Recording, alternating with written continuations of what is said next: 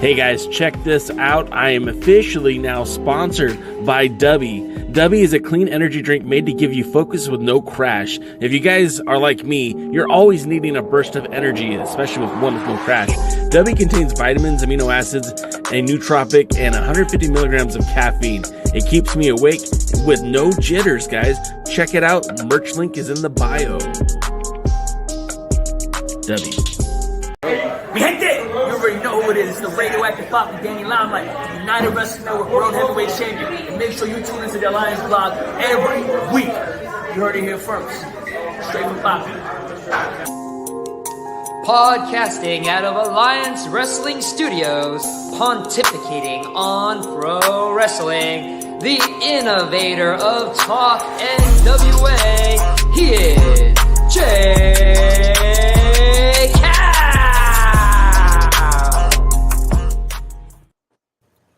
Oh, it'd help if I would actually close the screen down. Jeez, Jay, what are you, an amateur? Now it won't go away. Hey, Mikey, what's going on, buddy? Hello, sir. Good to see you. Hey, everybody. Let me do the official greeting now that I have the screen right. Ladies and gentlemen, thanks for tuning in to Sessions with J Cal, where I, J Cal, talk to one of your favorite wrestlers, one of my favorite wrestlers. And what we do is we just talk and have a good time and talk about wrestling and all the fun stuff. And so with me today is somebody who, I mean, if you look at Mikey O'Shea, you watch Mikey O'Shea in the ring, he's a guy that's having some fun. And I mean, it's infectious, man. You have a good time when you're out there. Tell me what it's like, man, being in wrestling. What is it like fulfilling this dream of yours that you've had since you were a young man? Well, I first became a wrestling fan before I became a wrestling fan, I would run into WWF shows when I was a kid because they would normally come on after Mighty Morphin Power Rangers. And wait. What Ranger were you? Who was your guy? Oh, Tommy, without Tommy, a doubt. for sure, right? Yeah. God rest his soul. I wish I took the time to go see him, but that's one of my regrets in my life. Gone too soon. But I digress. WWF would come on right after Mighty Morphin Power Rangers, and I would sit back sometimes and watch it. And the first time I ever watched a wrestling match, I don't know if it was WrestleMania 9, but I remember it being Undertaker versus Giant Gonzalez. Oh God! And you stuck around after that? I was a kid. I didn't know any better. I didn't know the psychology of professional wrestling at the time. Sure. I was just amazed by how they looked more than anything else. And of course, I thought Giant Gonzalez actually looked like that.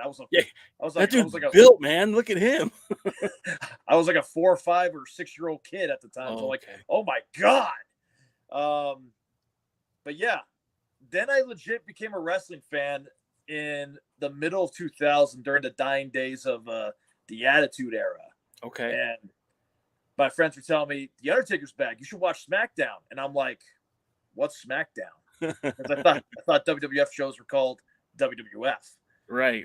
So I sat down for my first 2-hour show, and I got immediately hooked. Like, wow, 2 hours of this a week? Because I'm so used to watching Dragon Ball Z, where the entire episode is them powering up. Yeah. Not even getting to the fight. And then you got to wait the next week to watch the next episode. So the whole anime. I'm sorry, go ahead. No, you go ahead.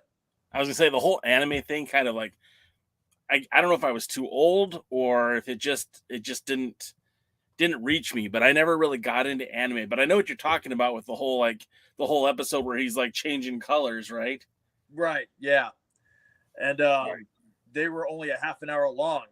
So when I watched SmackDown for the first time, like, wow, 2 hours of this, and it's like nonstop action, backstage, in the ring, etc. I was immediately hooked. And then I found out about Raw. I'm like, wow, 4 hours of this? And then it just kept on going from there. I accidentally ran into Jacked. I accidentally watched Sunday Night Heat. I'm like, wow. So that's when I fell in love with wrestling. After a year of being a fan, going to Arrowhead Pond of Anaheim, now known as the Honda Center, watching TLC 3, I looked at my friend with my first ever WWF t-shirt I ever got, thanks to my parents, Dead Man Inc., The Undertaker. I'm like, that's what I want to do. And it took me a while to understand what independent wrestling was. I went January 2008. I went to PWG for the first and only time. And then I finally found a wrestling school, and I trained for 15 months. And I remember, like, when I finally found out that there's a wrestling school nearby me, I literally woke up like 6 o'clock in the morning, going to a dojo only 2 miles away from me. And I was excited. Like nobody was there yet, but I peeked through the window and I saw a wrestling ring. I'm like, there's a wrestling school 2 miles away from me. I'm like, I was just so excited. And I started training from there. 15 months later, I had my first match, September 26, 2009. And I've been doing this ever since. I never really took a break outside of COVID. And last year, I didn't get a major knee injury, but I did mess up my knee pretty bad. So I legitimately had to take like 2 months off. And even then, I should not have went back in the ring, but I couldn't help myself. This was my calling in life. I just love doing it. So let's back up a little bit. Let's go back to your fandom as a kid, right?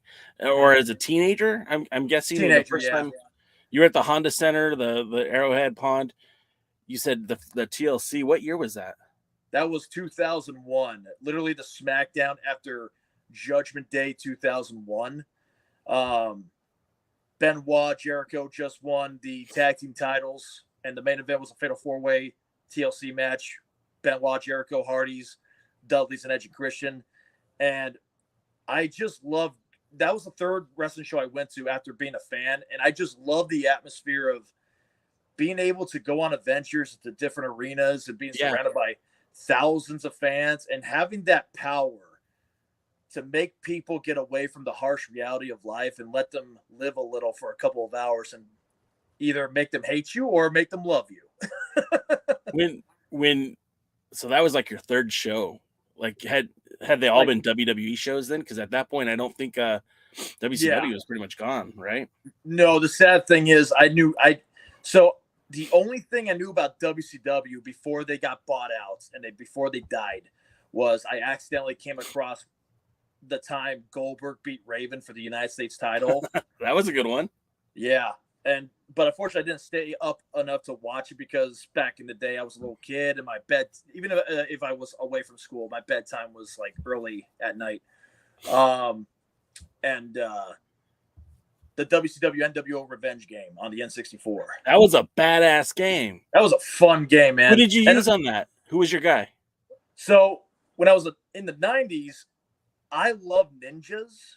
Okay. Like whether it's movies or shows. I still love ninjas, but go ahead. And the WCW N64 games, they had, I forgot his name on the game, but the N64 and WCW games had a ninja character on it. Was it the AKI man? No, that was a secret character. Okay. They actually had somebody. I don't know if he was a legit wrestler or he was just a random character they made on the video game. But I would always pick him. I think that was like the bootleg of Great Sasuke. Probably, maybe. I don't know. Yeah.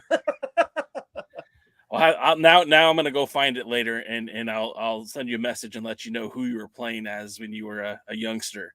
So, your first. Okay, so similarly to you, I grew up with wrestling, but like it was never a break for me. I grew up watching when I was like 5 years old. I remember the first WrestleMania, right? Because I'm old, and it's when you said your first live show was a WWE show. The first wrestling show I went to was at my high school. It was an indie show. My first real wrestling show was an indie show. Growing up, I never went to a WWE event until like I was a teenager. So my first show was an indie show, and the only guy that you would know, and you might not even know him, and I'm blanking on his name, but oh gosh, oh man, now I feel like an idiot. Story of my life, man. It's okay. Yeah, well, we'll skip that part. But there was one guy on the card who actually was still wrestling in the indies when I started watching indies as a young man, young adult, and I was always like, "Wow, I watched you when I was like 12." So that's funny. That's exactly how I felt about guys like Gangrel, Paul London, and then you're tag teaming with them. And now we won tag team titles one time. But like, it's funny. It during WrestleMania week this year, I went to go wrestle for Comptomania in Los Angeles, and one of the main events was Paul London wrestling. And when I got there, he immediately saw me because we actually knew each other. He, believe it or not, he was actually there for my first ever match by pure accident. Pure accident. He came to the show, and it was just crazy because, like, wow, he just recently got released from WWE, and now he's here hanging out, watching my first ever match. And then at the main event, he started playing Dig Dug because he wasn't interested in the main event. I digress. When I got there and he saw me, he immediately, because we haven't seen each other in a while, he ran up to me and just like bear hugged me. And he told me, "I love your TikToks and I hate TikTok." Like, what? That's like praise from Caesar, man. It's like, man, dude, I watched you back in high school, and now you're watching me. That's so crazy. That's dope, dude. Okay, I'm one of these guys that always thinks like, man, there's a lot of value in wrestling that we don't even get anymore and we don't see anymore, and I don't know why. But a guy like Paul London, to me, like, if I was starting an indie wrestling promotion today, he'd be like one of the first guys on my call list. Don't worry, You're on that list too, Mikey. But Paul, like, because he was a star, man. He was in the WWE. He held the tag team titles. He was an indie darling for a very long time. And then he just kind of fell off. And I'm sure there's some personal choices there too. But he was, I always thought very highly of him. That Shooting Star Press, amazing. Same here. And so when I pop for that, because that's a guy that, I agree with you. He's a dude that I think is a very, I think he would be very useful in a pro wrestling company at this point. Like, yeah, especially in SoCal. Without question. He like he's so chill to talk to. Like, don't go out of your way to be a jerk to him, and he's super chill.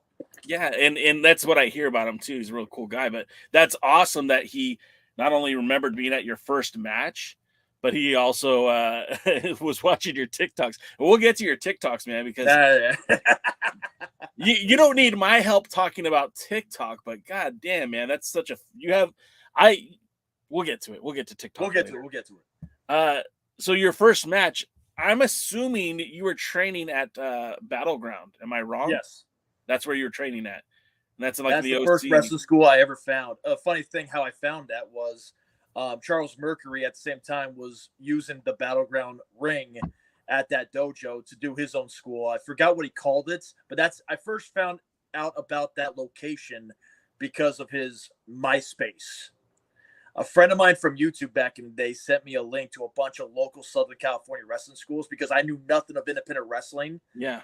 And he showed me that MySpace account, and Peter Avalon was on it, but he wasn't Peter Avalon. He was I don't know if he ever debuted as the character, but he had a mask over his face, and he called himself, I think, Ultra 2000 or something like that. But I digress. It was Fighting Venus, I believe. But yes, okay, Venus ring the bell. Yes, Venus Fighting Athlete, I think is what it was called. Unfortunately, I never went to his actual school, but Battleground was doing it on the day I went there, and I introduced myself and talked about it. That following Sunday, I began my journey. I can tell you this: that Thursday, Friday, Saturday was the longest 3 days of my life because I was ready to just freaking go. So, was this like right out of high school, or were you? No, I was 2 years in community college at that point. And the only reason why I asked is because I know you played football. So I was going to ask you, were you in football shape or not? Yeah, it's funny, Pacifica, and this isn't your class because obviously I'm a lot older than you, but in '97 we played against Pacifica, my high school, Mayfair, and it was the worst. That's the worst game we played all year. It was the CIF finals, and we lost. And we're like, oh man! And we were like, I didn't even play, Mikey, and I was on the sideline, huh? Against Pacifica? Yeah. That couldn't have been the finals because we never won finals at that. We never won the CIF. Maybe it was like a semifinals, maybe? Yeah, probably. I mean, it's now like some almost 30 years away from me, so I don't really remember. It's a funny little thing, though. I just made myself feel really old, Mikey. I'm almost at the 20-year mark, so I feel you. Yeah, it hits different when you get to 30, man. Trust me. So who else was in your class? Who was else training with you at Battleground? And who was your main instructor? Was it Fob Dog? Foob Dog. Yeah. Foob Dog, excuse me. Yeah. That's the thing about, real quick, that's the thing about early internet. People don't know this. We would read names and we just assume that's how you said it. I always thought it was Fob Dog. And I always thought it was GIF and not GIF and all these other things. If I found out about him online before I ever met him, I would have probably said the same thing. Guilty as charged. All right, fair enough. But yeah, he was my first ever trainer, and quite frankly, I was so glad to have him as my first trainer. He was one of the chillest guys I ever met. God rest his soul. Did he pass on? He unfortunately passed away last year, days after my birthday in July. Oh man! I never found out how, but he did have a history of heart failure, and he even suffered a stroke or a seizure. I forgot which one, but wow. He barely just turned 50. When something like this happens, I try to think about like the last time I saw him, and many times in 2021 and in 2020 and 2019, when I would go wrestle in Vegas, because he resided in Vegas the last couple of years of his life, he would come to the shows, watch me and the boys wrestle. And he always had a smile on his face. He was always there to help give everybody advice. And till the last time I talked to him, he was always a happy guy. And I don't know how. I hope it was quick and painless. That's all I could wish for. Yeah. But he was an amazing. I consider him like an uncle, kind of. So like I just I can't think of him enough for bringing me into wrestling, to being the first one. So yeah, man. Well, that's not trying to be a downer, but yeah. No, but you gotta. Let's take a second to give the dude his flowers. I mean, you weren't the only person he coached in the world of professional wrestling, and in fact, he had a hand in a lot of guys. I never met him personally, but I only heard good things about him. So it's like this was news to me. I guess I did not hear that he passed away, so I'm kind of surprised. But hopefully, like you said, it wasn't too awful, and that's all we could ever ask for. Condolences to his family and his friends, of course. But man, wow. But that's a part of life too, that's the thing. Like we all have, all of us have 24 hours in a day, and we all get to decide how we're going to spend it, what we're going to focus our energy on, and you're plugging away, doing the wrestling, being a wrestler, and that's what you want to do, man. And I not that I hope you go anywhere anytime soon, but when the time comes, hopefully you'll have had that life where you're like, you know what? I did what I wanted to do. I lived by my own rules, and I think that's pretty cool. I made peace with it a long time ago. No, I'm still here. I wanted to get that mystique of you. Okay. I made that peace a long time ago where you never know when your time is up in this world, and after what happened with the pandemic and all that, people passing away at such a young age, I don't try to focus on like the future anymore. I try to think of the baby steps and what I got in front of me right now, because I'm not looking to go anywhere anytime soon. Hopefully I'm still here for a good 4 or 5 decades from now. But I try not to think about walking on eggshells anymore. I just try to enjoy what I got in front of me, and you can't please everybody. So I only focus on the people that want to be in my life.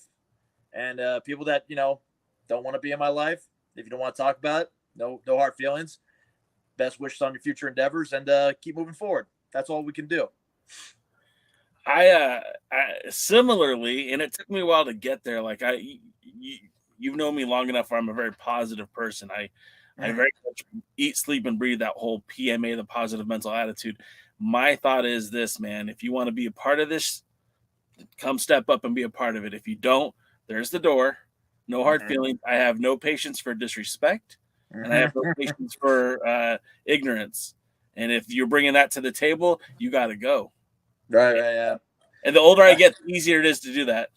Yeah, I don't like repetitive BS. No. But yeah, one noteworthy thing, the first woman I ever trained with in professional wrestling was at Battleground. Her name is Ellen DeGenerate, or her wrestling name. And now, unfortunately, she retired literally like 2 months before I had my first match. Now she's having a wonderful family with Nick Jackson of the Young Bucks. Oh, wow. And there's one thing I learned from her was never underestimate anybody in the ring. Yeah. Now, I wasn't trying to, but I was like the typical guy that was raised by a good mom. When I'm in the ring with her and I'm about to body slam her, instead of actually giving her a body slam, I'm like grabbing her up here and gently putting her down. So what she did was she calmly placed her hand on my chest and pushed me over to the corner, gently put one of her other hands on my jaw, and proceeded to forearm the crap out of my face and told me, "Don't ever take it easy on me again." You got it, Captain. No problem. Lesson learned. Well, okay, so I'm a dad and I have 3 daughters, and you know that. I appreciate you, trying to do what's best and be kind to a female performer, but at the same time, that's what they freaking signed up for too. Yeah.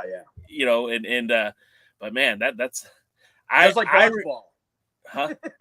What'd you say? Just like dodgeball. Yeah.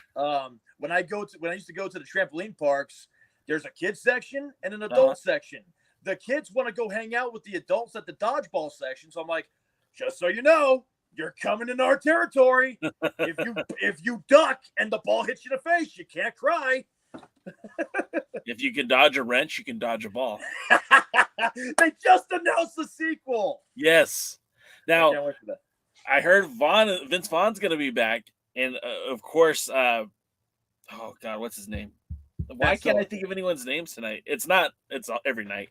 Anyways, I want to know if Jason Bateman's going to be back on commentary as oh God, Pepper Parks. No, that wasn't it. Something like that. Cotton. Right. Anyways, fuck. I'm getting off subject here, Mikey. You're letting me roll the train into the dirt. Let's talk about that class. You said Ellen DeGenerate was in your class. I actually remember hearing about her, and I don't think I ever got to watch her wrestle, but I'm very happy that she, found a new life. But tell me about some of the other people that were in class with you. The only other person, like there's many different others, like a guy named Arizona, who was the tag team of Ellen DeGenerate, because they were I forgot their tag name, but they dressed up as classmates, like they were going to school or whatnot. Okay. Another big guy named Roadhouse, who was like my size, a little older at the time. That's one thing I loved about professional wrestling. It doesn't matter how old you are. There's no deadline. If your body can handle it, if you got a passion for it, anybody can be a wrestler. He was 34, 35 at the time, while I was 21 20 going into 21. But anyways, another guy who still wrestles partially at this point of his life, Freddie Helmuth, who is still one of my brothers today. He doesn't wrestle like he does anymore, because he's now starting to get comfortable with his personal life. If maybe I don't know when he's gonna finally stop, but I don't maybe like 5 years from now, I'm not gonna see him in the ring anymore. So he's the only guy left in the class I started with, and I was the last person to ever join Battleground and graduate from Battleground. So I was like the last new kid they ever had. Wow. Another gentleman who lives in San Francisco now, he was our high flyer named Kurikage. I thought he was like the coolest guy out of our group because he was such a good high flyer. Yeah. But unfortunately, right after I made my debut, he quit wrestling too, because he saw the movie The Wrestler and he saw how harsh the wrestling life could be, and that gave him like a big smack to the face to wake him up. And he's like, "Yeah, I got to get out of this," because he was nervous about ending up like that one day. Yeah. So Well, and somebody that you and I both mutually respect, and you actually had a couple of series of matches with, and I'm talking about Adam Pearce. I mhm. mean, he has famously said, like, look, you've only got so many bumps on that card, and when you're at your last, your last notch on that card, you're done. And Mhm.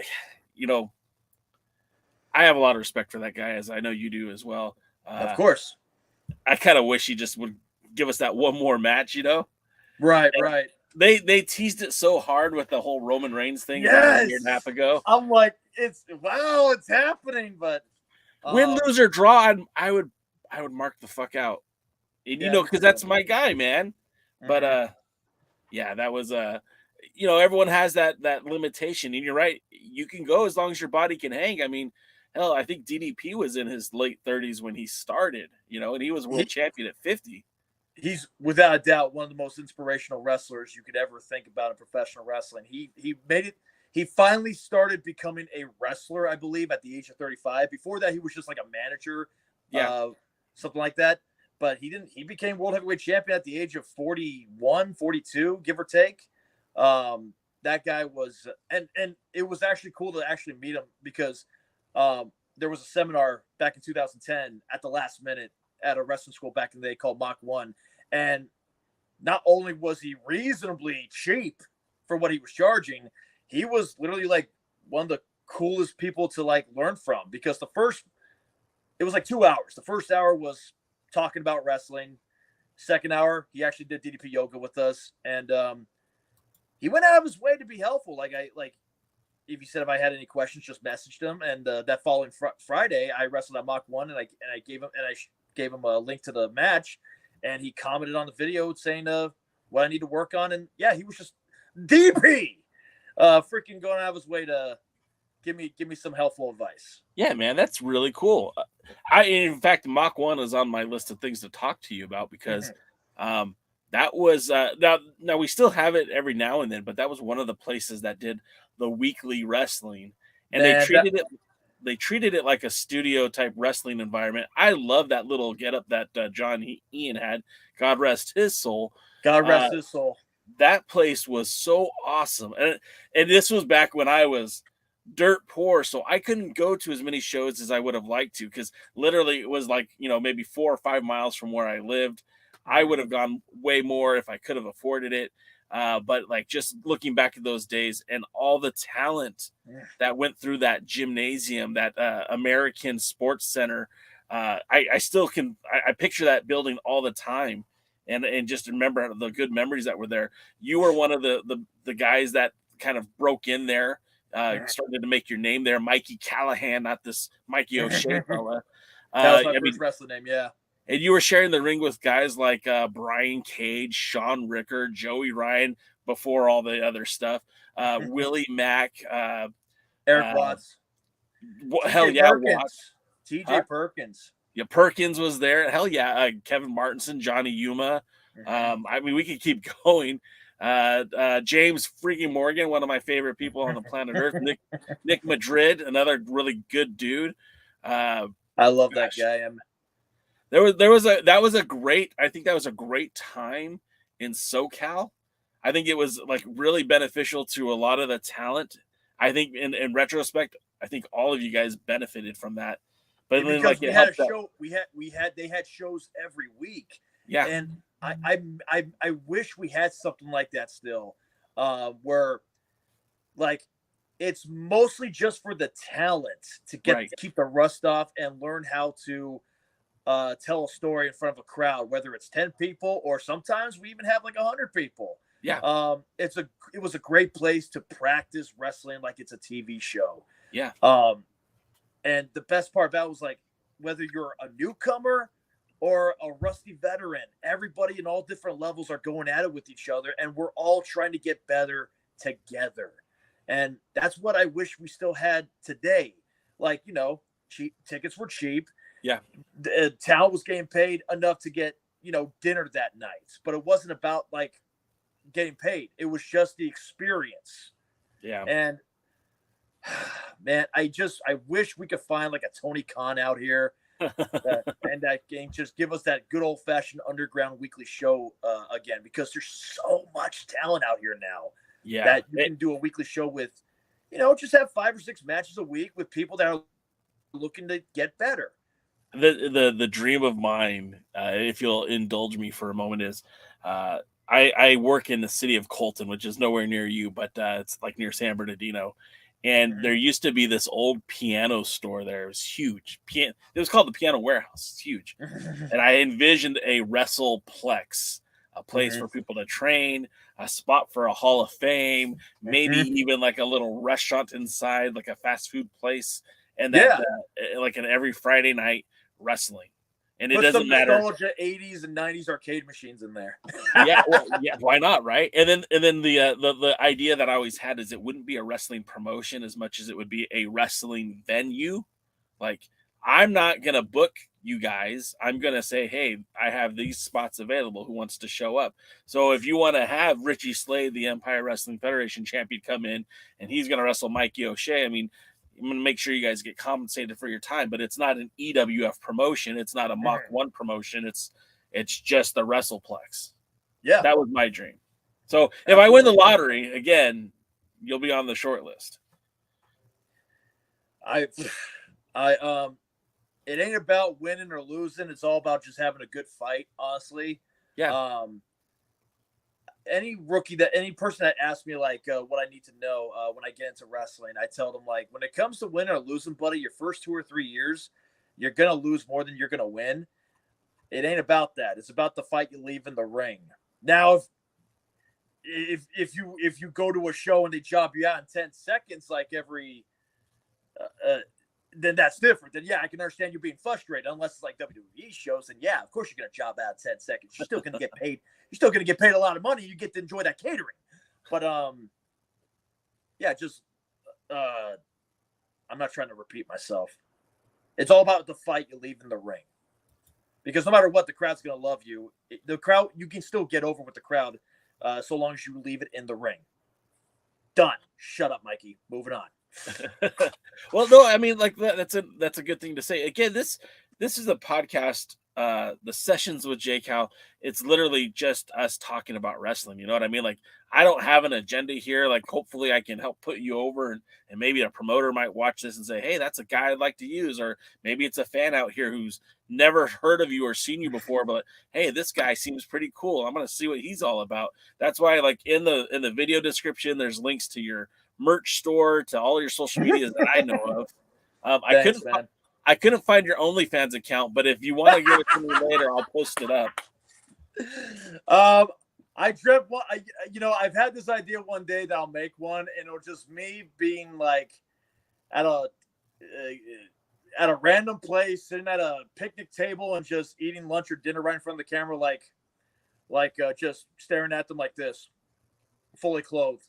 Dude, there's a market for that. I'm sure. There is. You can find anything, man. People make money. People will read the read along Disney books on OnlyFans, and people have a thing for that. So like anything's possible. As Vince McMahon would say in the WWF, anything can happen in the World Wrestling Federation. Well, see, you're just giving me inspiration to go forward with my Disney read-alongs. I'll wear a nice daddy shirt and everything. It'll be great. Beautiful. Let's move on away from that and go back to Mach 1 wrestling. It was a great environment. And having that continuity, those days of consistently working, did you feel, I mean, I guess I already know the answer to this, but I don't really need you to confirm it. That made you a better wrestler, right? Oh yeah, without question. Being able to like perform every single week instead of once a month.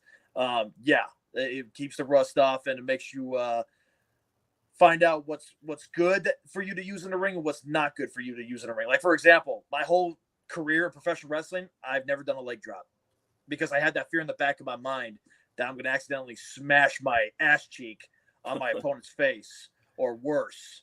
And after seeing what Hulk Hogan went through with all those back surgeries, doing so many leg drops as a finish, I'm already like sometimes I do this, the Baldo bomb, double choke lift, sit down power bomb. Yeah. And my back isn't like, my back doesn't hurt, but sometimes when I do that move and when I get to the back and the adrenaline's gone, my back feels a little sore. So I'll just lay on my back and stretch it out.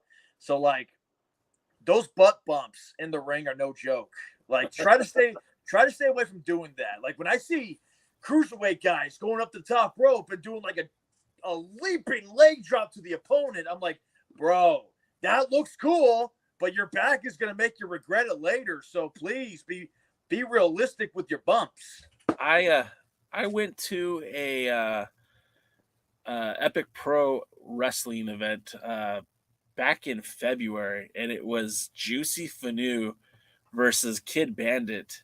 And these guys held nothing back and did the craziest things I ever saw. And like, I don't know how either one of those guys walked away at the end of it, to be quite honest with you. And like, props to you guys for doing that, but man, I'm just like, that doesn't look safe. You know what I mean? Like, I'm more of an old school wrestling fan, and everyone who knows me knows that. You mentioned your first and only PWG show was in 2008. Like, I had already stopped watching PWG in 2000. I stopped in like 2006. Actually, no, 2005. So like right before Super Dragon had the T-shirt. Yeah, right before Super Dragon stopped wrestling, really. Once it moved to Reseda, I was kind of out. Like, that's a far drive from Orange County. I wasn't about that life, and that's when I also became a dad too. So it's like your priorities change, and taking off work on a Friday to go sit in line for 2 hours to watch a wrestling show that doesn't end till midnight or later. Yeah, I'm not about that. Oh yeah, I'm not a big fan of that. But I have been a guy that's watched wrestling all over SoCal. Recently got to see you at One Ring Circus. Have watched you at Championship Wrestling from Hollywood countless times. I've seen you wrestle at AWS. I know you've worked with shows at EWF. I mean, is there an area in SoCal outside of PWG that you haven't worked? SoCal. I can't really say a wrestling promotion I haven't at least wrestled once for. I really don't know. I've wrestled MPW. I wrestled Santino Brothers. I wrestled SoCal Pro Wrestling. That was the one that I thought. That was the one that I thought maybe you hadn't, was SoCal Pro. I technically wrestled legitimately one time for them at their dojo show. I think it was February 2018 or something like that. Okay. But before that, I would wrestle at their facility because it was being rented out by another group of people who I can't remember at the moment. But I guess technically I haven't wrestled yet for Level Up at San Diego. Haven't wrestled for them yet. I guess Lucha Vavoom. That's another one that, if they knew what they were doing, they'd be on the horn with you, because look, they use Biggie Biggs. I mean, it's not he looks amazing. Didn't they dress him up like an abuela, an abuelita, a grandma? I don't know anything about that, but when I see the pictures, I'm like, wow, where's Biggie? Yeah. No, and that's a fun. Like, I have not gone to a Lucha Vavoom show, but I've only heard good things about it, where they blend, all the exotic things of Lucha Libre with all the exotic things of Los Angeles. So it's one of those deals where, like, you got to be open to some weird stuff, but like nothing too weird. But like, yeah, I've only heard good things about that show. But let's talk about. I've wrestled for Freak Show. I wrestled for a lot of comedy, like WPW, Wrestling Pro Wrestling. So like, I'm not used to. I'm not new to the whole craziness. So I've been there. Like, I've wrestled Jesus Christ as Santa Claus, which you can find on YouTube. Freak Show Wrestling, January 2015. Yeah, that was definitely a match to remember for sure. I'm gonna have to go check that one out. Let's go back in time a little bit, though. Let's go to your debut at Championship Wrestling from Hollywood. You're no longer Mikey Callahan, now Mikey O'Shea, the little big brother of Lucky O'Shea, who just kind of seemed to fall off the face of the earth. You were hanging out with the Happening, Joey Ryan, Johnny Goodtime. What, like, that was such an odd pairing, because at that point, Goodtime was a baby face with Yuma. Joey was kind of the heel at that point, and you were just a fresh face for the Hollywood crowd. And that was in Glendale, I believe. That's when you first made your. We just so Lucky was still there until January or February 2012. Her father passed away, and she was going through a lot of mental problems, and she finally just had enough of wrestling altogether. So she left, and to this day, I still believe she's still doing custom stuff, but that's about it. Always wish her the best. Can't thank her enough for being a sweetheart to me. But getting back on topic, her and Joey were like in a relationship for that one moment. So that's how I became aligned with Joey and became like the bodyguard. And then I forgot what happened with Johnny Goodtime because he left for a second from Championship Wrestling, just like Joey did back in 2011. Yeah. But when he came back, they made him heel and joined us, and we just became a free bird trio, I guess. And what I really appreciated about that time was I had a lot of chances to go out there and not wrestle, but be like, their bodyguard, look after them. Gave me a chance to show that I'm not just one-dimensional, just a silent bodybuilder, bodyguard guy. And anytime I hear something from the fans, I'll interact with them. Like one of my favorite moments, they had a match against PP Ray. Yes. And the crowd was 50% us, 50% PP Ray. Right. They were doing the Let's Go Joe PP Ray, Joey Ryan. And it ended with them saying our team, Joey Ryan. And then it got quiet for like a brief moment, like it was like an awkward silence. And I just looked at them. I'm like, we won. So that's how I got over with the crowd. Like I was just having fun with them. I would see somebody have like a hat, like a sombrero hat on, and I would grab it and I would throw it down and not really stomp on it, but I would do a lot of heelish things, but not go way overboard with it. But I would show them that I'm not just a silent big guy. I have a comedy side to myself. They being in that faction and going out there with them while they're wrestling, it gave me that opportunity to show my personality. I think your personality really started to shine once you actually shedded from that group. When you were detached from that group, that's when Mikey O'Shea really kind of came into his own. I remember actually, and I don't know if you remember telling me this. Maybe you do, maybe you don't. I don't know, but. I remember we did a small 2-minute interview outside. Yeah, in Glendale, I was doing clips for a podcast that I was doing, how many years ago? And we talked, and afterwards you're like, wow, Jay, you're the first person to interview me. And I don't know if you're saying that to pop me or what, but I was like, oh, that's cool, man. And I'm the whole time I'm thinking, man, that was 20 years ago. No, that was 11. That was 2012. Yeah, it was 11. Okay, but that was a long time ago. You know what? We're not that old yet, damn it. Bro, I feel so old. Well, because you saw my kids, man. I've got a my 18-year-old daughter will be 19 in August. 19? Lily, you remember my Lily? My little girl that used to come with me to all the shows? Now she's going to be 19 in August. Oh, that's crazy. Right? She graduated high school last year. She's got a job. She's going to college. She's paying her own damn bills. I mean, that's awesome. And then you saw my babies, they're 8 and 10 now. So it's whew, man, I feel old.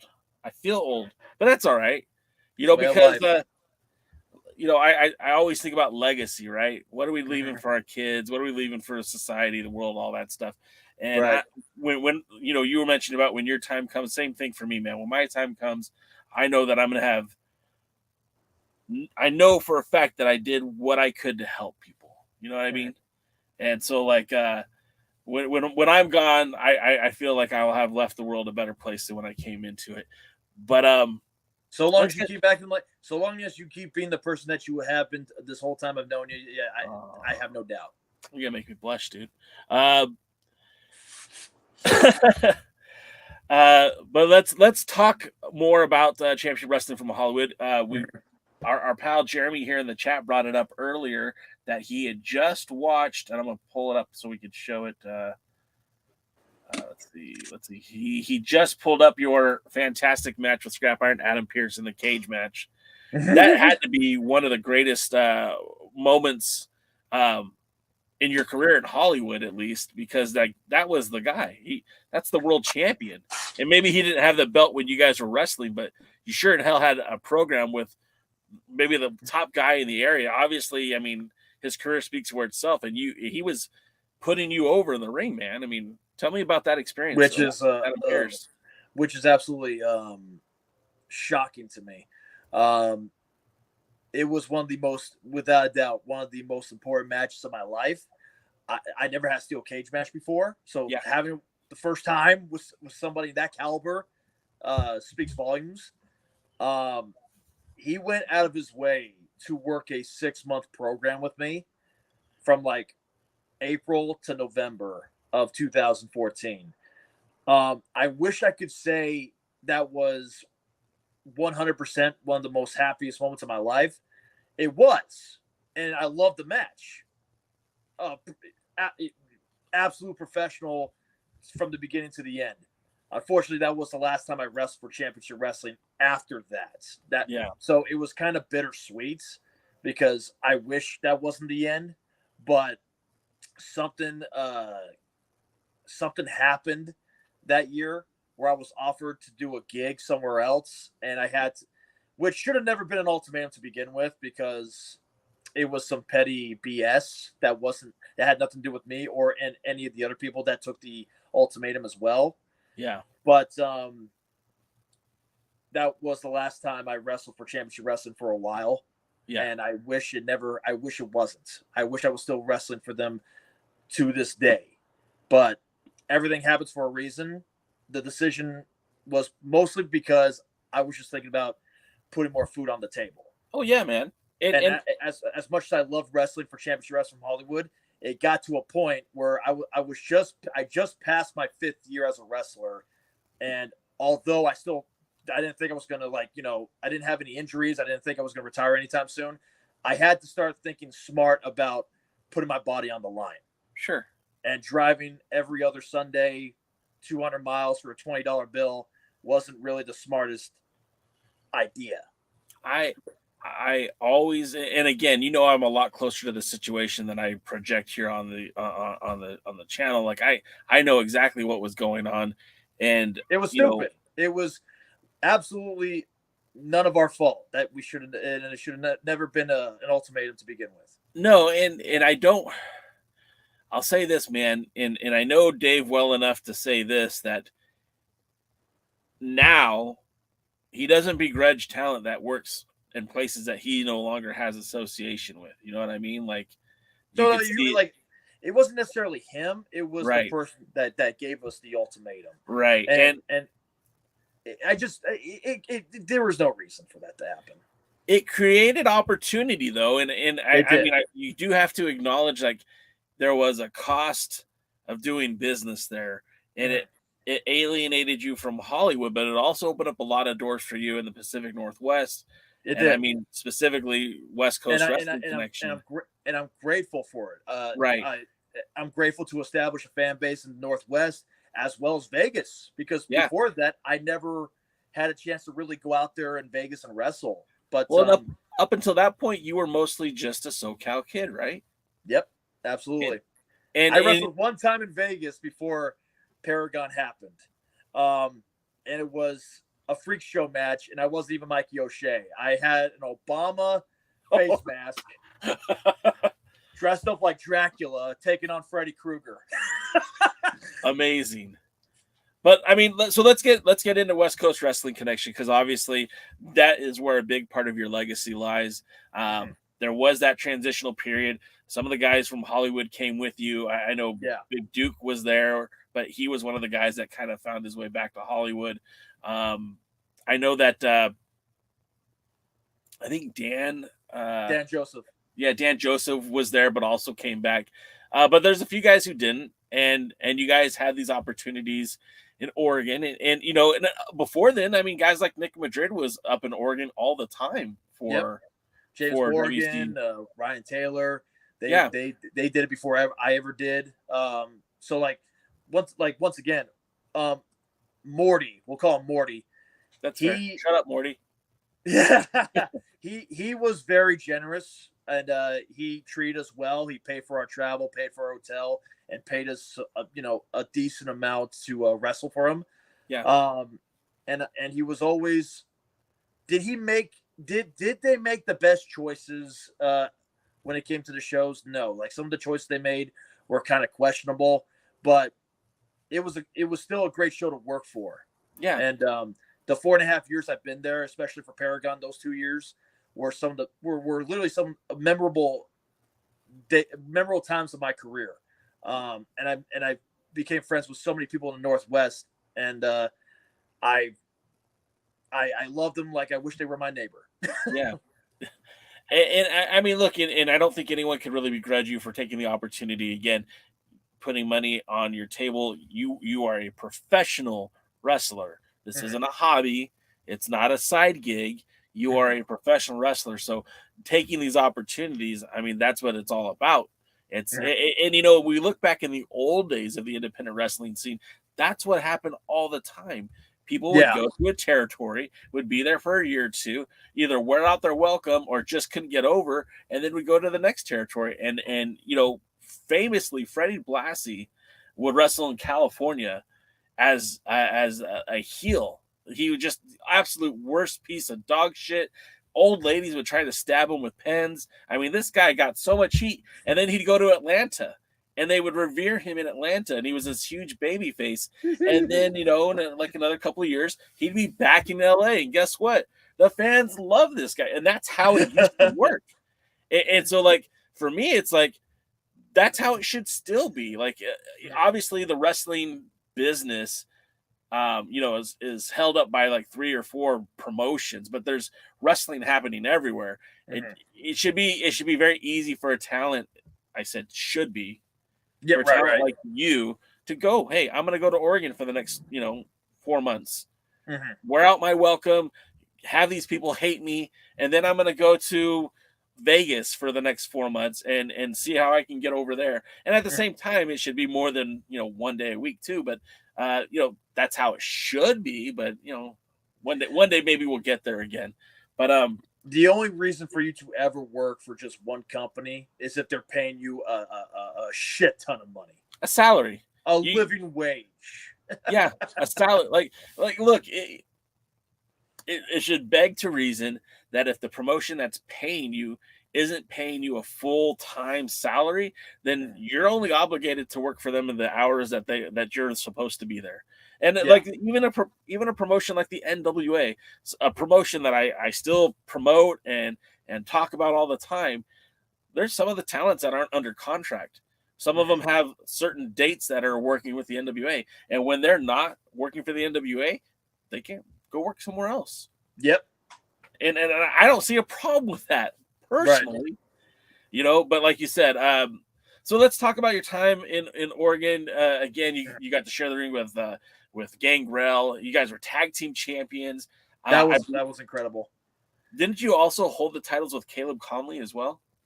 For one, okay, on TV, technically 1 week. On the day of, literally like an hour. But that's how it happened. We were tag team champions for a short minute, but yeah, that dude,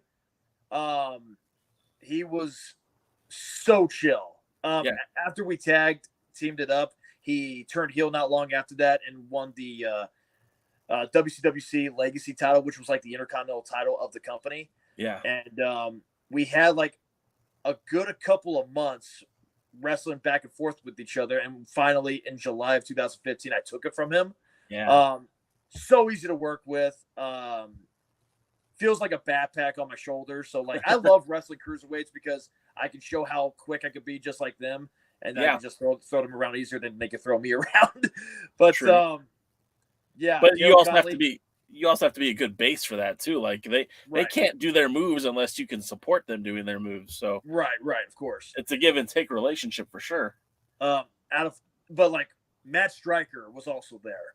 Yeah, and I kid you not, he is legit one of the easiest dudes I've ever worked because he's all about saving them bumps. Yeah. At one point, we did a best of 7, I think a best of 5 at a Salem house show.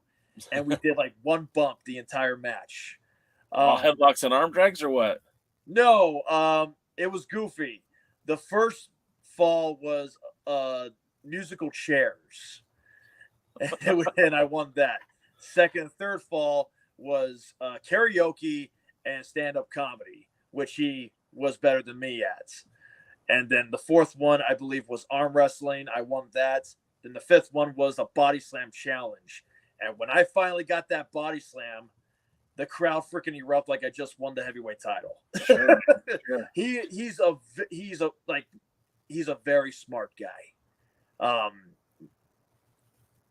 It's more than just moves to tell a good story in a professional wrestling match. To me, at least. I can't speak for everybody, but to me, your personality and your character will always be your primary weapon in professional wrestling. That's your machine gun. And I can't speak for AEW, but in WWE, that's all they're really going to care about. How much money they can make off your catchphrases, your personality, and your character. Your moveset, while fantastic bonus, if you got a great moveset, will always be your handgun. That will always be your secondary weapon. The thing about Bryan Danielson is he did not start making money for the company until it was no, yes, yeah. And once that happened, once he connected to the audience, that's when they were able to take the chains off and say, yeah, we're going to push this guy to the moon. But until that happened, I mean, there was a whole lot of nothing. And I love Bryan Danielson. I'll call him Brian. His mom will call him Bryan Danielson. I'm going to call him Bryan Danielson. He's the guy, to me, is one of the greatest wrestlers, will be one of the greatest of all time. Yes. But he never made money until his character caught up to his ability. Mm-hmm. And I think in wrestling, you need to have that ebb and flow. Mm-hmm. Obviously, and I always say this too about wrestling, like everybody has a different flavor, right? Right. I don't like hardcore wrestling. I don't like light tubes. I don't like staple guns or weed whackers or any of that shit. That's not for me. But I get that there's a market for it. So if that's something that somebody enjoys, hey, you can go watch GCW. They'll give you that. Yeah. For me, that's not where I'm at. I prefer more like the studio style wrestling, like Dave Marquez does, or the NWA does, or that's kind of more my wheelhouse. I like the independent shows where you see a menagerie of talent, like One Ring Circus. They had, you and Matthias, which is a very Americanized wrestling match. But then we had Ruben Iglesias and SoCal Crazy, very much a lucha match. Mm-hmm. And there was equal parts insanity all over that card. I mean, another good example of that was AWS used to do that. They had variety of kinds, like American wrestling, lucha, hardcore, women's. I believe it or not, actually love shows like that where it's different kinds of ice cream flavors, not just one flavor. You can't make money with vanilla. No, you can't make money with just vanilla. You can make money with vanilla, but you got to offer me some chocolate syrup and some nuts and some whipped cream and throw a cherry on top. I mean, give me more. You can that could be the centerpiece, right? You could give me a bowl of vanilla ice cream, but you got to put some side salad to it. Not salad, obviously, but side topping. Side salad with ice cream? What's wrong with you? Lots of things, Mikey. Lots of things. I'm a wrestler. There's a lot of things wrong with us. Death matches and all that. I love watching it, and I respect anyone that goes through that. But I said to myself a long time ago, because I get these questions a lot when they ask me on TikTok, if I'm ever going to do a death match, the money's really got to be worth it, and they got to take care of my hospital bill if I got to go there, because I ain't doing it for anything less. One of my favorite people on this planet is Ruby Reyes. Mm-hmm. She's a badass. Mm-hmm. She's the Chikanga or whatever. I can't say it. I don't have that accent. The Chikanga or something like that. I don't know. I don't want to get in trouble. Maybe I'm just going to say she's a badass chick, right? Mm-hmm. I talked to her one time after a Hollywood show, as the pay-per-view, as the Primetime Live United Wrestling Network, and we're just sitting back talking, and she goes, well, I got to go. I have an early morning tomorrow. I'm like, well, what's going on tomorrow? She goes, I have the death match. The Santinos were doing death matches. I'm like, how do you prepare for that? How do you psych yourself up to let someone cut you open? And she's like, it's just like anything else. You just get your mind for it. And I'm like, okay. from my experience, not doing death matches, but about to like bleed out there. Yeah. Just some Advil and a beer. That's the fuck she said too, man. Yep. It helps you relax more. And from what I've been told, Advil makes the blood flow down a lot easier. Yeah. Any kind of pain relief is usually like a blood thinner. So like, yeah, that makes sense. I told you I needed at least an hour from you, and you've been very kind to give me that time. If you are able to hang out a little bit longer, we could talk a little bit more. If you need to go, we could wrap things up. You tell me Let's where keep you're going. at. Let's keep So going. let's talk about Paragon Pro Wrestling, because that was kind of the biggest spotlight I feel like you had. They were on Pop TV for a minute before Impact got on there. That was for a short while. That was a very bright spot in the career of Mikey O'Shea. Yeah. It was basically from the same people that were doing WCWC. It was just more money, more spotlight, more pizzazz. Tell me about your time with Paragon Pro. Exactly the same production people, exactly the same people behind the scenes. Just a few other people from Vegas, like D'Lo Brown and Gangrel being agents, Matt Striker being an agent. But yeah, pretty much the same thing. At that time period, it actually gave you like a little taste of what it feels like to be like a WWE wrestler, and by that I mean traveling. At one point, from like a year and a half, I was traveling from California to Oregon on a Friday, doing WCWC TV tapings Saturday in Portland, doing a house show in Salem, going from Oregon to Vegas Monday, doing the television tapings of Paragon Tuesday in Vegas, then finally flying back home on a Wednesday. Like kind of like how WWE would do it back in the day before SmackDown went to Fridays. Right. So those were always like a fun adventure for me. Any match they gave me, I tried to make the best out of it, and for the most part, I enjoyed myself. Whether I win or lose, I was just thankful to win a couple of titles on the way. Paragon, I always say like because like we were there on Pop TV for a short minute before they kicked us out for Impact Wrestling. Don't know the reason behind it, but that's how pretty much that's pretty much what happened. I felt like we were like the ECW of TNN before Impact took over Pop TV. Yeah, I get what you're saying. I thought we were doing good. Like they put us on a weird time slot. I think it was like 8:00 in the morning on a Saturday or something like that. Yeah. So like I was keeping my eyes on the ratings. The first rating, we probably got like 5,000 to 10,000 viewers, but we were slowly climbing. By the last show they aired, we were up like in the 65,000 people mark. And I guess I don't know exactly what happened, but it just they couldn't coexist anymore, and the company got kicked off of Pop TV. Then we just stayed on Fight TV before. From my understanding, they just ran out of money.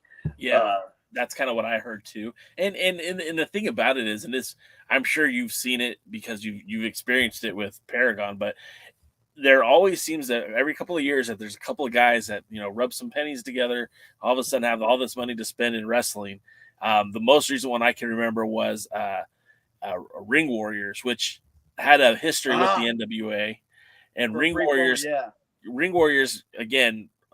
A lot of great talent, like amazing talent. I'm talking Austin Aries and they had Eli Drake, Sean Ricker, LA Knight, whatever you want to call them. They had Caleb Conley. They had a lot of great talent on these cards. Hammerstone, shit, man.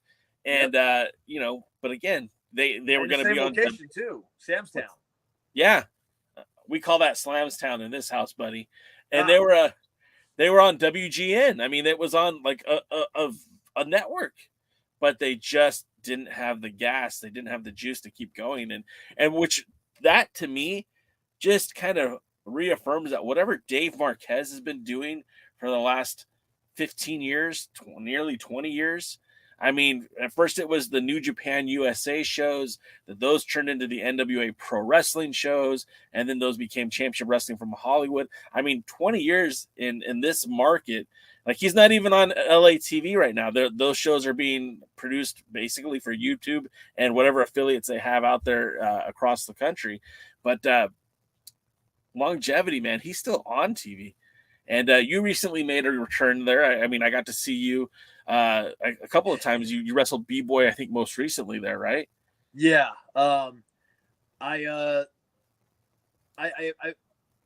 So I try to go back there every now and then, like 2017, then 2019. I was really trying to come back, and then the pandemic. I was about to start something with Anthony Idol, literally a week before. That would be great. A week after that last episode aired, with me and Frankie Frank, the shutdown happened. COVID happened, and when they finally were starting to do shows again, I just never got the call. I just made peace a long time ago. I thought I just wasn't ever since that whole thing happened when I left Championship Wrestling in 2014. I always felt like there was some bad blood, animosity, bitterness or bad blood. I don't know. So when I tried to come back, but eventually they just would never get back to me when I tried to reach out. I do recall I was there in 2019, I think, when you made your return. Yeah. And you were in that triple threat match with Steve Tesaro, and I don't remember the other guy. And that was a lot of fun. It was a fun match. It was a fun Mikey match, and it was. I felt like that match was built to make you look good. And the funny thing was, the funny thing was, it was supposed to be evenly matched back and forth. Sure. And I insisted, I was trying to tell, okay, what do you want to get? And what do you want to get? But Steven Tesaro and the other gentleman, oh my God, I can't remember his name myself now. But they were insisted on just making me throw them around. Right. And yeah, it ended up me just beating the crap out of them. And I digress. It was supposed to be evenly matched, but it just ended up me being doing a bunch of things to them. Keita Murray. Keita, yeah. He's on New Japan Pro Wrestling. Strong. Great guy. Then after the pandemic happened, I just never got the call again. And I made peace at that point where I'm like, okay, maybe they just maybe they just don't want me anymore. And that's fine. I'm at that age now where I can't stop worrying about so many things. If they want me back, they'll reach out to me. If not, no hard feelings. Yeah. And to my absolute shock, around late October of last year, I got a message from them. And it absolutely shocked me. And I'm not afraid to tell you that when I got that message to come back, I was working. I was in my work van. I got a message on Facebook. I literally stopped my car and I literally shed a couple of tears because I'm like, oh God, this is the first time they actually reached out to me instead of me reaching out to them. And I don't know how long. So that meant a lot to me. So when I got there on the show, I didn't know what to expect. Everybody there made me feel like I never left. When I went through the curtain and I'm about to get in the ring, the crowd made me feel like I never left. So it was, I wish I could have been my funny comedy Mikey high energy self, but I was just going through so much in the head at that moment that I was shocked of everything happening. I was just so happy to be back. That's awesome, man. That's a great story. So I haven't. It's been a little bit again, but I still kept in touch with them, and we're just waiting for the right time for me to come back. Yeah. If it happens, cool. If not, I was just happy to get that. The fact that they reached out to me instead of me reaching out to them, that meant a lot to me. Yeah, and the thing about and this in the world of wrestling, it's like everyone's got a plan, and everyone's especially with Hollywood, they're scripting TV months and months out. So if I were if I could give you some brotherly advice, I'd say don't take anything personal from them. But no. They we talk via email. That's cool, man. That's good to hear. So again, I've become a big Mikey O'Shea fan over the years. I've enjoyed you as a wrestler, but it just seems like you really have a knack for this TikTok shit, man. I remember sitting there getting on TikTok and I'm thinking what am I gonna do on this thing? This isn't for me. I'm not a hot chick. I don't dance, I don't shake it. I talk wrestling, and I'm so niche, right?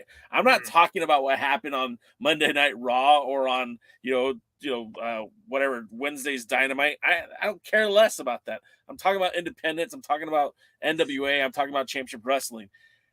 And so as I'm scrolling through like I do's, I see you on there. And I watch a couple of your lives, and you're always so nice. Hey Jay, how are you doing? How's the family? Always really, really cool. And then I shut up and I just watch. And the hilarity that ensues. Sometimes I don't even think you're trying. Sometimes I just think it's coming out of your mouth because that's just who you are and the way that it hits. The title of this podcast today is The Element of Surprise.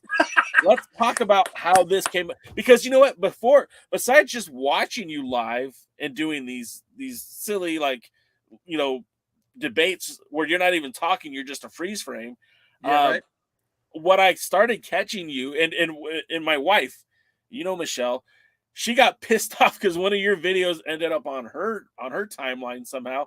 And she's like, I really wanted to see what Mikey was going to say or what was going to happen. And then he comes out with element of surprise. And I'm like, I wanted to see what was going to happen. Let's talk about the element of surprise. How'd that come up? How'd that come up? So out of all the things that have been a blessing of me doing TikTok things is it really helped me. Like the best, you know how Bryan Danielson got over with the yes and no stuff? The best things. Okay, trying to speak English here. Your greatest success when it comes to personality and characters in wrestling is just by pure accident. Like with Bryan Danielson getting over with the yes, no chant. TikTok, I accidentally found my catchphrases finally for professional wrestling. Like I would say things and it would catch on. So I was at one point doing this thing called TikTok, a family app, because I was fighting with the community guidelines like crazy. It's very double standard. You'll see a woman wearing nothing but a thong, twerking in front of the camera, like close up like this, where you're like this close away from seeing more things than just, the butt cheeks. And then you'll get a guy like making a video in a tank top, banned. Like they don't follow their community guidelines. It's very double standard. So one time I came across this video where this lady was like, okay. Yeah. Just want to make sure. I came across this video online where this video was in a car saying, it's 2021, so I think we finally got over the taste of our own cum, right? And when I saw it, I'm like, TikTok, a family app. Ding! So I started doing those kind of videos. So finally, a year and a half later, I'm doing another family app video. And sometimes followers, fans will green screen my video, freeze me, pop up and go, it's my turn now. TikTok, a family. And I just for shits and giggles, I froze him and I'm like, element surprise, bam. And it was just going to be a one-off thing. But that video got 1 million views and 100 video responses. Wow. So I would just keep on going like a domino effect. Another video would green screen me doing that green screen of that person, and I would green screen them, and so on and so forth. You just keep dueling back and forth. And the element of surprise pretty much became my most success on TikTok, because at that point I had a little over 200,000 followers, thank God. And then when I did those element of surprise videos, I went from 200,000 to now 700,000 in a span of 6 months. Unfortunately, it kind of slowed down a little bit because now the algorithm's kind of messing with me. But yeah, the element of surprise became my personality in professional wrestling now. Like, dude, you gotta have a wrestling move that's like an element of surprise. And instantly, I just thought of Randy Orton from out of nowhere. It's the perfect move to go about it. Jump up and say element of surprise. Boom, cutter.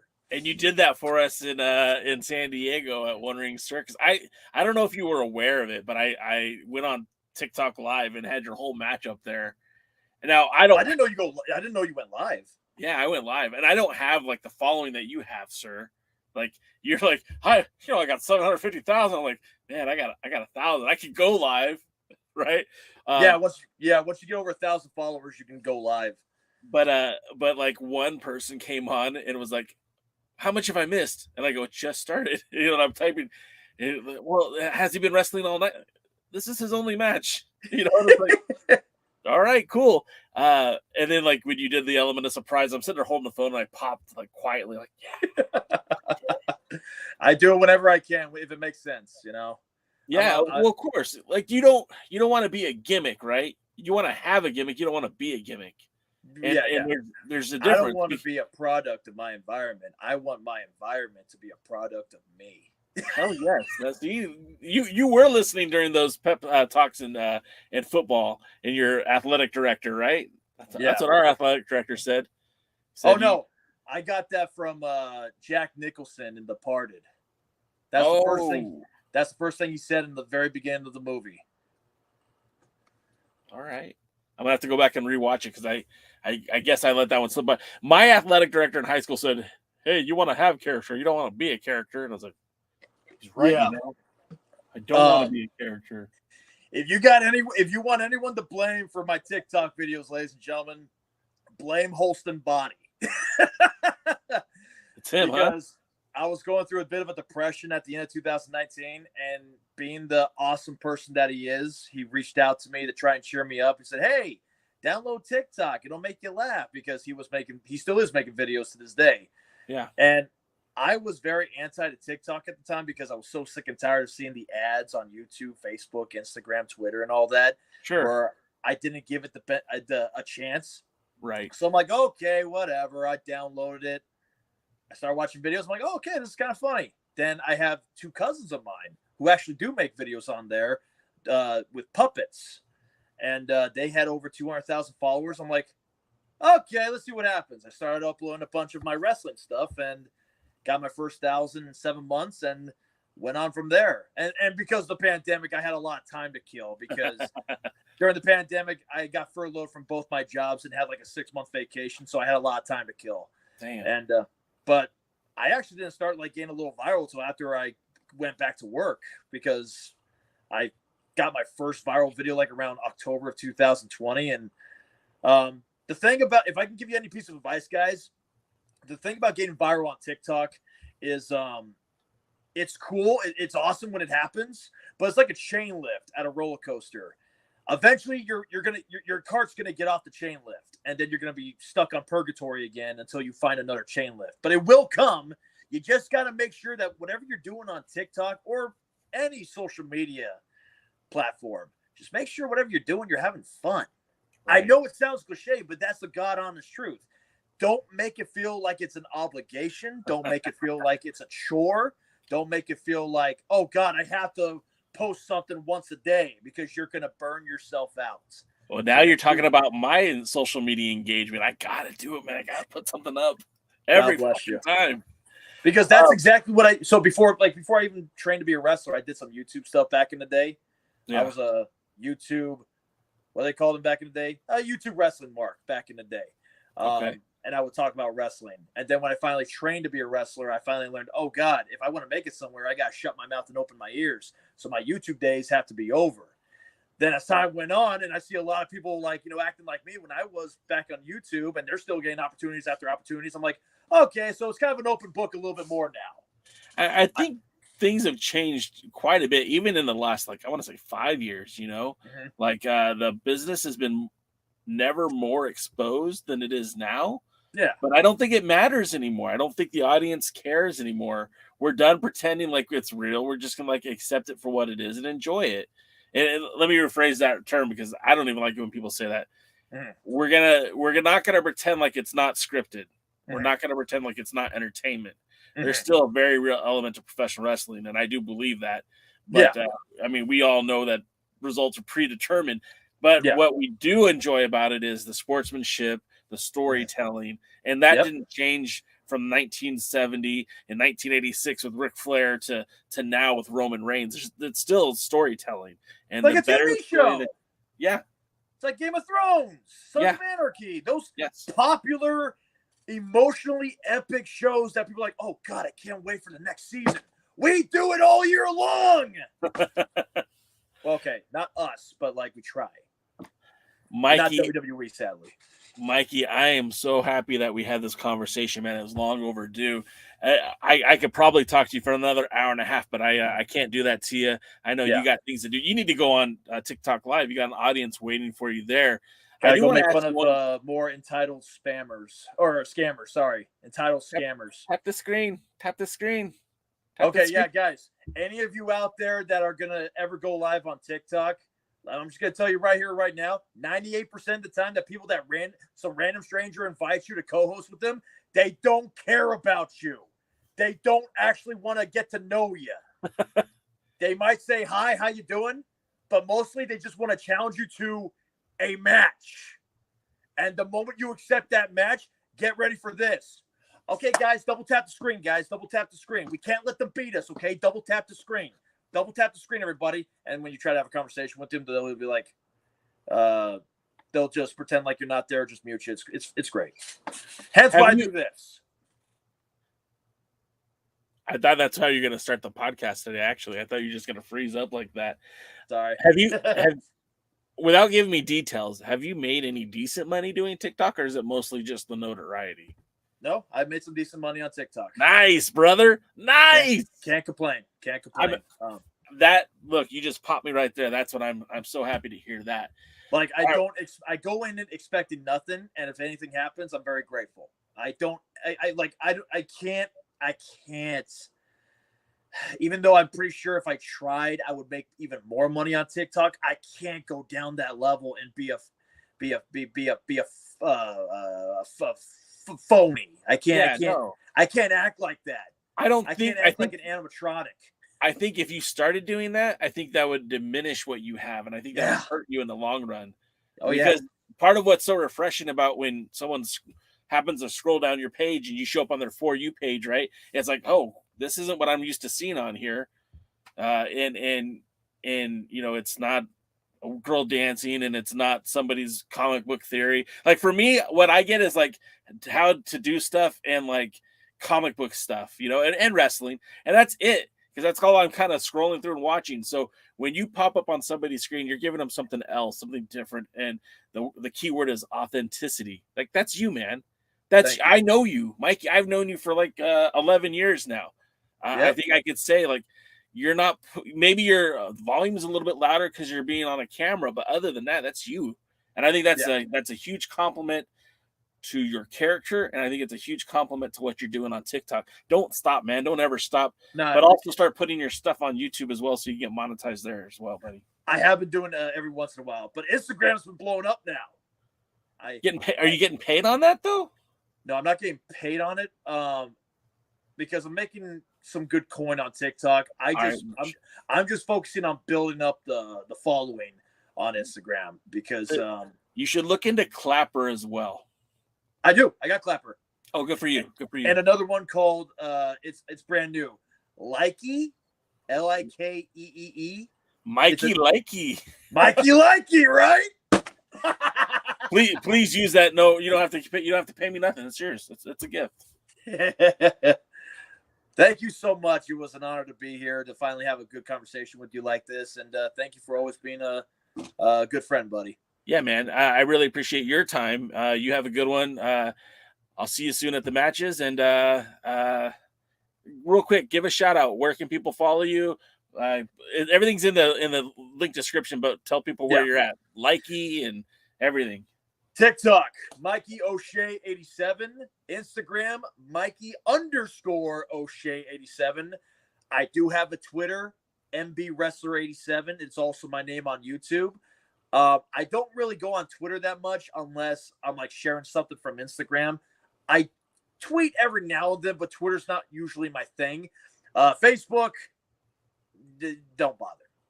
I still have Facebook, but I can tell you, like, personally, I can't stand Facebook anymore. I'll post there every now and then, but it's mostly just like personal. Like if you send me a friend request, I'm not going to accept it with all due respect. Instagram, TikTok, and Twitter. That's where you can find me. That's right. All right, Mikey. And then a Pro Wrestling Tees. What's that link? Oh, sorry. Actually, let me grab it real quick. It's Mikey O'Shea, but there it is. Let me see. It's in the video description. If you go and look at the video description, it's there. So. Buy my shirts. Help me put my imaginary kids to college. Mikey, it was a pleasure, man. We'll see you soon. And until next time, we'll see you guys at the matches. Thanks for joining the stream. This has been a presentation of Alliance-Wrestling.com. We genuinely appreciate your support. Would you consider subscribing so you'll never miss a future episode? I'd also like to remind you we do a live stream every Tuesday at 5 p.m. before NWA Power. You can find us on social media at The Alliance Blog. And until next time, we are The Alliance.